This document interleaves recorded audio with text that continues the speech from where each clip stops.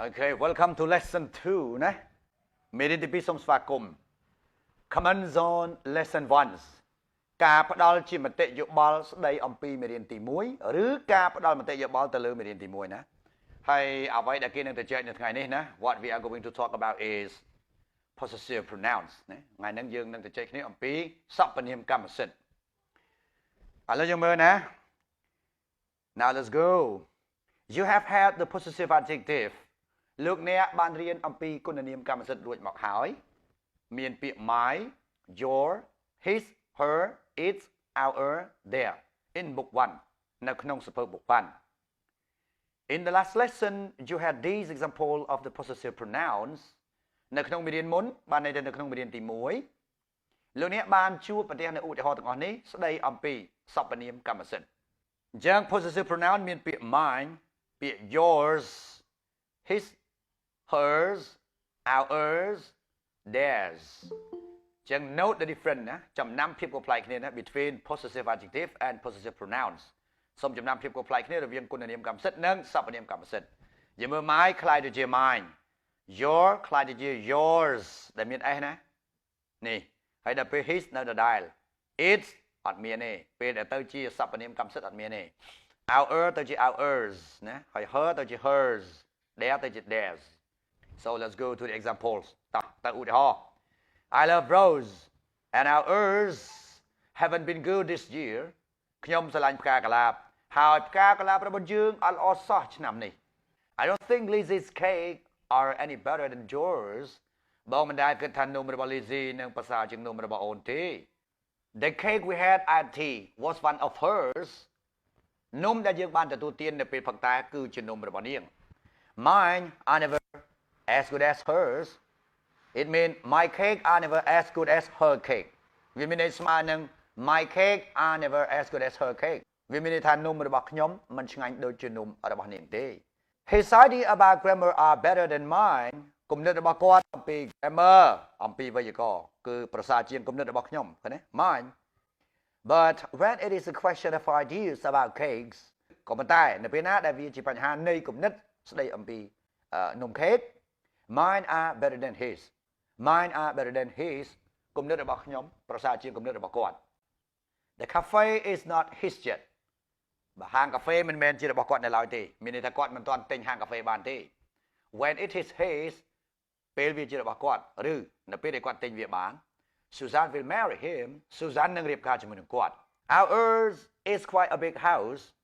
អានឹងយើងមើលពីក្រោយវិញផ្ទះរបស់យើងគឺពិតជាផ្ទះដ៏ធំមួយណាវាមកពីពាក្យថា our house is quite a big house You can take a bath at 7:45 លោកអ្នកអាចងូតទឹកនៅម៉ោង 8:15 នាទី I have mine at 7 It means I have my bus at 7វាមានន័យស្មើនឹង I have my bus at 7ខ្ញុំងូតទឹករបស់ខ្ញុំនៅម៉ោង 7ប៉ុន្តែគេអត់ប្រើគុណនាមគេប្រើសព្វនាមអញ្ចឹងមិនបាច់ដាក់ bus មកទេណា And my wife and Margaret have theirs in the eveningហើយប្រពន្ធខ្ញុំនិង Margaret ងូតទឹករបស់គេនៅពេលល្ងាច Okay now we come to page 10 ឥឡូវយើងមកដល់ទំព័រទី10ណា As you can see ដោយលោកអ្នកអាចមើលឃើញស្រាប់ហើយ The possessive adjective qualifies a noun គុណនាមកម្មសិទ្ធិបំពេញន័យទៅឲ្យនាម The possessive pronoun stands instead of a noun ចំណែកឯសព្វនាមកម្មសិទ្ធិវាឈរជំនួសឲ្យនាម Possessive adjective ហើយខាងស្ដាំដៃ possessive pronoun Lizzie's cake are not better than your cake គេប្រាប់ថា adjective plus noun នេះ your បូកជាមួយ cake ដល់មកខាងស្ដាំដៃ Lizzie's cake are not better than yours ណាអញ្ចឹងកន្លែងហ្នឹងអត់មានដាក់ cake ទេឃើញទេយើងមកឆ្វេងវិញនំរបស់ Lizzie មិនប្រសើរជាងនំរបស់អ្នកទេដល់មកខាងនេះនំរបស់ Lizzie មិនប្រសើរជាងនំរបស់អ្នកទេប៉ុន្តែកន្លែងនេះជាសព្វនាមកម្មសិទ្ធិជំនួសន័យឲ្យ cake ឲ្យបញ្ជាក់ពីកម្មសិទ្ធិទៀតណាឲ្យចាំអញ្ចឹងI have my bus at 7. My wife and Margaret have their bus in the evening. ឃើញទេខ្ញុំងូតទឹកនៅម៉ោង 7 ប្រពន្ធខ្ញុំនិង Margaret ងូតទឹករបស់គេនៅពេលល្ងាច When it's a question of ideas about cakes, my idea are better than his idea. នៅពេលវាជាបញ្ហានៃគំនិតស្ដីអំពីនំ cake គំនិតរបស់ខ្ញុំប្រសើរជាងគំនិតរបស់គាត់ដល់ពេលយើងមកមើលខាងស្ដាំវិញគេដាក់ថា I have mine at 7. My wife and Margaret have theirs in the evening ឃើញទេ Mine វាស្មើនឹង my bus ហើយដល់ពេល there វាស្មើនឹង there bars ឃើញទេអញ្ចឹង when it's a question of ideas about cakes នៅពេលវាជាបញ្ហាឬក៏ជាសំណួរនៃគំនិតស្ដីអំពីនំ cake mine are better than his វាស្មើនឹង my idea ណានេះស្មើ my idea ណាហើយកន្លែងនេះ are better than his វាស្មើនឹង his idea here are the personal pronouns the possessive adjective and the possessive pronouns នៅទីនេះមានបរិស័កសព្វនាមឬក៏សព្វនាមតំណាងឲ្យមនុស្សមានគុណនាមកម្មសិទ្ធិនិងសព្វនាមកម្មសិទ្ធិ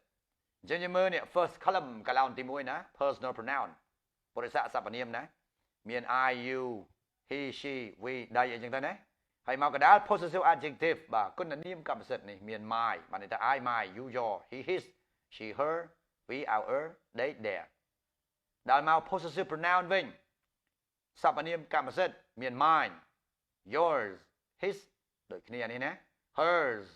ours theirs យើងមើលក្រោមនេះ there is a possessive adjective is មានគុណនាមកម្មសិទ្ធិមួយទៀតគឺ is នេះឯងណាឧទាហរណ៍ the dog has eaten its dinner ឆ្កែបានស៊ីបាយល្ងាចរបស់វា note ចំណាំណា the possessive pronoun is practically never used សព្វនាមកម្មសិទ្ធិ it គេមិនដែលប្រើជាពិសេស note the difference between its possessive adjective សូមចំណាំភាពខុសប្លែកគ្នារវាង it ដែលដើរតួជាគុណនាមកម្មសិទ្ធិ and its short form of it is និងពាក្យ it នេះជាទម្រង់ខ្លីរបស់ it is អញ្ចឹងយើងអានដូចគ្នានេះអាន its អានេះក៏អាន its ក៏ប៉ុន្តែ it នេះគឺជា possessive adjective ជាគុណនាមកម្មសិទ្ធិចំណែក it នេះគឺជាទម្រង់ខ្លីរបស់ពាក្យ it is example it's a long way away to Tipperary វាឆ្ងាយខ្លាំងណាស់ទៅកាន់តំបន់ Tipperary note the idiomatic use of the possessive pronoun in a sentence សូមចំណាំការប្រើបែបសំនួននៃសព្វនាមកម្មសិទ្ធិនៅក្នុងប្រយោគទាំងនេះ he is an old friend of mine គាត់ជាមិត្តចាស់ម្នាក់ក្នុងចំណោមមិត្តចាស់ទាំងអស់របស់ខ្ញុំ not មិនមែន an old friend of me អត់ឲ្យត្រូវទេណាគឺមានន័យថាកន្លែងហ្នឹងគេហៅថា double possessive of ក៏របស់ mine ក៏របស់ប៉ុន្តែគេអត់បក of ទេណាបាទ Margaret has gone to a party at the house of a friend of hers Margaret បានទៅចូលរួមពិធីជប់លៀងនៅឯផ្ទះមិត្តម្នាក់ក្នុងចំណោមមិត្តទាំងអស់របស់នាង not មិនមែន a friend of hers មិនមែនប្រើពាក្យថា a friend of her ទេណាសូមចំណាំយើងត្រូវប្រើ hers ចប់មករឿង Okay now here we come to past perfect tense ឥឡូវនេះយើងមកដល់អតីតកាលសម្បូរអតីតកាលសម្បូរណាហើយបើគេសួរថា what is the past perfect tense យើងឆ្លើយថា the past perfect mean before a time in the past យើងឆ្លើយថា past perfect មានន័យថាមុនពេលវេលាមួយនៅក្នុងអតីត and it relate one past to another past ហើយវាតកតងអតីតកាលមួយទៅកាន់អតីតកាលមួយទៀតសរុបមកអតីតកាលទាំងពីរគ្រាន់តែថាអតីតកាលណាកើតមុនគេដាក់វា past perfect ហើយអតីតកាលណាកើតក្រោយគេដាក់វានៅក្នុង past simple ចឹងរដ្ឋនីនិមន្តតាមដានដូចតទៅ so let's go in book 1 we study the present perfect tense កាលពីនៅសភៅ book 1យើងបានសិក្សាអំពីបច្ចុប្បន្នកាលសម្បូររួចហើយឧទាហរណ៍ I have had my car for years ខ្ញុំមានឡានរបស់ខ្ញុំនឹងរយៈពេល1ឆ្នាំហើយ Hop hasn't done his homework Hop មិនបានធ្វើលំហាត់របស់គាត់ទេ So I would like to remind all of you about the present perfect tense and I want to show you what it means ចឹងខ្ញុំចង់បង្ហាញថាតើស្អីទៅជាបច្ចុប្បន្នកាលសម្បូរឡើងមកវិញហើយនឹងបង្ហាញថាតើវាមានន័យថាម៉េច Present perfect mean before now and relate one past to the present ចឹងបច្ចុប្បន្នកាលសម្បូរមានន័យថាមុនពេលឥឡូវហើយតកតងអតីតកាលមកដល់ពេលបច្ចុប្បន្នណាចឹងយើងក៏លេខមើលឧទាហរណ៍ណា Now we look at the example I have had my car for years it means 1 years ago I had my car and now I still have it បច្ចុប្បន្នកាលសម្បូរនឹងគេប្រើវាចង់និយាយថាម៉េចមួយឆ្នាំកន្លងផុតទៅខ្ញុំមានឡានឥឡូវខ្ញុំនៅតែមានឡានដដែលណាចឹងហើយបានគេឲ្យឈ្មោះថា present perfect mean before now and relate one past to the present tense ណាមានអញ្ចឹង In lesson 1 of this book នៅក្នុងមេរៀនទី1នៃសៀវភៅនេះ you have some examples of the past perfect tense លោកអ្នកមានឧទាហរណ៍មួយចំនួនស្ដីអំពីអតីតកាលសម្បូរយើងមើល I gave her the flower that I had bought for her ខ្ញុំបានឲ្យគាត់នៅផ្កាដែលខ្ញុំបានទិញសម្រាប់គាត់ There was an oil painting that I hadn't seen before មានគំនូរព្រេងមួយផ្ទាំងណាដែលខ្ញុំមិនដែលបានឃើញពីមុនមក I had bought a box of chocolates for Margaret ខ្ញុំបានទិញស្ករសូកូឡាមួយប្រអប់សម្រាប់ Margaret They told me Margaret had gone to a birthday party ពួកគេបានប្រាប់ខ្ញុំថា Margaret បានទៅកាន់ពិធីឬទៅចូលរួមពិធីជប់លៀងខួបកំណើតណា After we had chatted for a little times បន្ទាប់ពីយើងបានជជែកគ្នាមួយសន្ទុះ Mrs. Presley went to see about the dinner លោកស្រី Presley បានទៅរៀបចំអាហារពេលល្ងាចបន្តទៅទៀត Mr. Presley said that Lizzie had left them លោក Presley បាននិយាយថា Lizzie បានចាកចោលពួកគេ She got a letter to say that her sister-in-law had died នាងបានទទួលសម្បត្តិមួយច្បាប់ដែលនិយាយថាឬដែលថ្លែងថាឬដែលចែងថាបងថ្លៃស្រីរបស់នាងបានស្លាប់ចឹងស្លាប់ហើយបានគេផ្ញើសម្បត្តិមកក្រោយណាគាត់បានទទួលតាមក្រោយ When we had finished dinner Susan took the dishes to the kitchen នៅពេលដែលយើងបញ្ចប់អាហារពេលល្ងាចបានន័យថាពេលយើងញ៉ាំបាយល្ងាចរួច Susan បានយកចានឆ្នាំងទៅកាន់ផ្ទះបាយណា Mrs. Presley came to tell us she had made the coffee លោកស្រី Presley បានមកនិយាយប្រាប់ពួកយើងថាអានេះមានដេតទៀតគាត់បានឆុងកាហ្វេរួចហើយ Note អញ្ចឹងចំណាំកន្លែងនេះណា We form the past perfect tense by using had with the past participle យើងបង្កើតអតីតកាលសម្បូរដោយការប្រើកិរិយាសព្ទពិសេស had ជាមួយនឹងកិរិយាសព្ទខ្ទង់ទី3អូខេតោះអញ្ចឹងឥឡូវខ្ញុំកណាសូមសង្កត់នៃទៅលើតកតងទៅនឹងការបង្កើតអតីតកាលសម្បូរបន្តិចប៉ុន្តែមុននឹងទៅយើងយល់អត្ថន័យវាសិនណារំលឹកឡើងមកវិញគឺ past perfect tense ប៉ុន្តែកណាអត់និយាយនឹងទេកណាយកតានេះទេណាមានន័យថា past perfect means before a time in the past and relate one past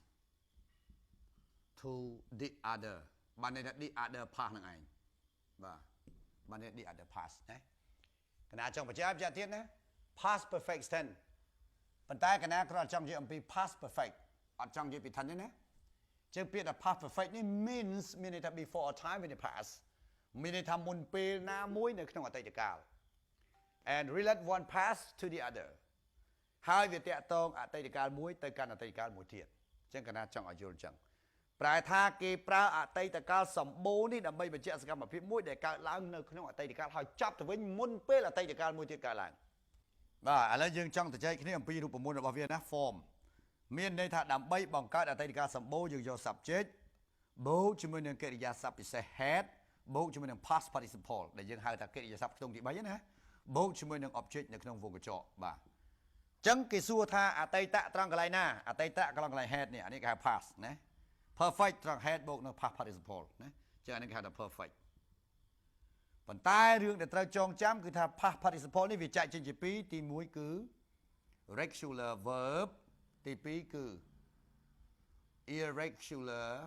verb ណាចឹង regular verb គឺជាកិរិយាសព្ទទាំងឡាយណាដែលបង្កើតអតីតកាលដោយការបន្ថែម ed បន្ថែម d ឬក៏បន្ថែម t ទៅលើទម្រង់ដើមណាទៅលើទម្រង់បច្ចុប្បន្នចំណែក irregular verb នេះវាមិនមែនជាកិរិយាសព្ទដែលបង្កើតអតីតកាលដោយការបន្ថែម ed ឬ d ឬ t ទៅលើទម្រង់ដើមទេគឺវាមានការប្រែប្រួលនៅកន្លែង principal part ណារបស់កិរិយាសព្ទនៅកន្ទុយ book 1ក៏មានកន្ទុយ streamline ក៏មានសុំមើលមកអញ្ចឹងយើងចាំវាទៅស្អីគេ bring brought by bought sing so sort ហ្នឹងមកណាអញ្ចឹងសូមឲ្យចាំកន្លែងហ្នឹងនេះគឺជាអ្វីដែលខ្ញុំកណាចង់បញ្ជាក់អូខេ welcome to page 12 បាទសូមស្វាគមន៍ទំព័រ12បាទតកតងទៅនឹង the past perfect tense is used to show that one action was completed before another action in the past អតីតកាលសម្បូរឬអតីតកាលបរិបូរណ៍ត្រូវបានគេប្រើដើម្បីបង្ហាញថាសកម្មភាពមួយត្រូវបានបញ្ចប់ មុនពេលសកម្មភាពមួយទៀតនៅក្នុងអតីតអញ្ចឹងសរុបមកមានអតីតកាលពីរណា actually there are two different past tense អញ្ចឹងគេប្រើ past perfect tense ដើម្បីបញ្ជាក់សកម្មភាពដែលបញ្ចប់នៅក្នុងអតីតមុនពេលសកម្មភាពមួយទៀតកើតឡើងអញ្ចឹងវាដូចគ្នានៅលើក្តារខៀនដែលខ្ញុំនិយាយអញ្ចឹងមានន័យថា past perfect tense mean before a time in the past អតីតកាលសម្បូរមានន័យថាមុនពេលវេលាមួយនៅក្នុងអតីតណា and relate one past to another past ហើយតកតងអតីតកាលមួយទៅកាន់អតីតកាលមួយទៀតឥឡូវខ្ញុំឲ្យឧទាហរណ៍ងាយយល់ខ្ញុំនិយាយថា I had met my wife before I got married ខ្ញុំបានជួបប្រពន្ធខ្ញុំមុនពេលខ្ញុំរៀបការមានន័យថាសិតតែអតីតអាខ្ញុំបានជួបក៏ជាអតីតអាខ្ញុំរៀបការក៏ជាអតីតខ្ញុំយកមកនិយាយប្រាប់គ្នាយើងឥឡូវនេះអញ្ចឹងខ្ញុំបានជួបមុនខ្ញុំដាក់ had met ដល់តែបានរៀបការខ្ញុំដាក់ got ដែលជាអតីតកាលរបស់ get Let us for example take the sentence ឧទាហរណ៍តោះពួកយើងសិក្សាប្រយោគលេខ1 Petrol learned English Petrol បានរៀនអង់គ្លេសលេខ2 He came to England គាត់បានមកប្រទេសអង់គ្លេស Both these actions took place in the past សកម្មភាពទាំងពីរនេះបានកើតឡើងនៅក្នុងអតីតទាំងពីរនេះគឺ learn ហើយនឹង came So we use the simple past tense learn and came ដូច្នេះហើយយើងប្រើអតីតកាលធម្មតា learned ហើយនឹង came But suppose we want to show that one of these actions took place before the other ones ប៉ុន្តែឧបមាយើងចង់បង្ហាញថាសកម្មភាពមួយក្នុងចំណោមសកម្មភាពទាំងអស់នេះបានកើតឡើងមុនពេលសកម្មភាពដទៃទៀតស្ដាប់អត់បានខ្ញុំនិយាយឡើងមកវិញឲ្យស្ដាប់បានប៉ុន្តែបើយើងចង់បង្ហាញថាសកម្មភាពពីរហ្នឹងអាមួយណាកើតមុនអាមួយណាអានេះវាស្រួលស្ដាប់ Suppose we want to say that Petrol learned English before he came to England ឧបមាយើងចង់និយាយថា Petrol បានរៀនអង់គ្លេសមុនពេលដែលគាត់បានមកប្រទេសអង់គ្លេស Then we use the past perfect tense for the action that took place first បន្ទាប់មកឬក៏អញ្ចឹងយើងត្រូវប្រើអតីតកាលសម្បូរចំពោះឬប្រើអតីតកាលសម្បូរដើម្បីបញ្ជាក់សកម្មភាពដែលបានកើតឡើងមុន and we use the simple past tense for the other action ហើយយើងប្រើអតីតកាលធម្មតាចំពោះឬដើម្បីបញ្ជាក់សកម្មភាពមួយទៀតមានន័យថាបើយើងចង់ដឹងថាអាពីរនឹងអាណាកើតមុនយើងដាក់ past perfect បញ្ជាក់សកម្មភាពដែលកើតឡើងទី1ហើយយើងដាក់ past simple ដើម្បីបញ្ជាក់សកម្មភាពដែលកើតឡើងទី2 we say យើងនិយាយថាឬក៏យើងបានណា Pedro had learned English before he came to England Pedro បានរៀនភាសាអង់គ្លេសមុនពេលដែលគាត់បានមកកាន់ប្រទេសអង់គ្លេសអញ្ចឹងមានន័យថាគាត់រៀនមុនហើយចាប់ពី before he came to England នេះអានឹងគឺជា adverb clause of time Mrs. Presley made coffee លោកស្រី Presley បានឆុងកាហ្វេអានេះអតីតធម្មតាប្រយោគនឹងចប់មួយ Then she came to tell us បន្ទាប់មកគាត់បានមកប្រាប់ពួកយើងអតីតកាលមួយទៀត So you had a sentence ដូច្នេះលោកអ្នកមានប្រយោគ Mrs. Presley came to tell us she had made the coffee លោកស្រី Presley បានមកនិយាយប្រាប់ពួកយើងថាគាត់បានឆុងកាហ្វេរួចហើយយើងមើលគេដាក់ came នេះ simple past អានេះកើតក្រោយគាត់បានឆុងកាហ្វេនេះ past perfect អានឹងកើតមុនឆុងហើយដាក់លើតុបានដើរមកប្រាប់ភ្ញៀវស្ដាប់ឲ្យតាន់ Lizzie's sister-in-law died បងថ្លៃស្រីរបស់ Lizzie បានស្លាប់ Lizzie got a letter Lizzie បានទទួលសម្បត្តិយើងទៅជាអីគេ Lizzie got a letter to say that her sister-in-law had died Lizzie បានទទួលសម្បត្តិមួយច្បាប់ណាដែលចែងថាបងថ្លៃស្រីរបស់នាងបានស្លាប់អញ្ចឹងស្លាប់មុននេះបានគេផ្ញើសាច់ញាតិផ្ញើសម្បត្តិមកបានឲ្យគាត់បានទទួលអញ្ចឹងស្លាប់មុនទទួលក្រោយ We chatted for a little time ឬ We chatted for a little times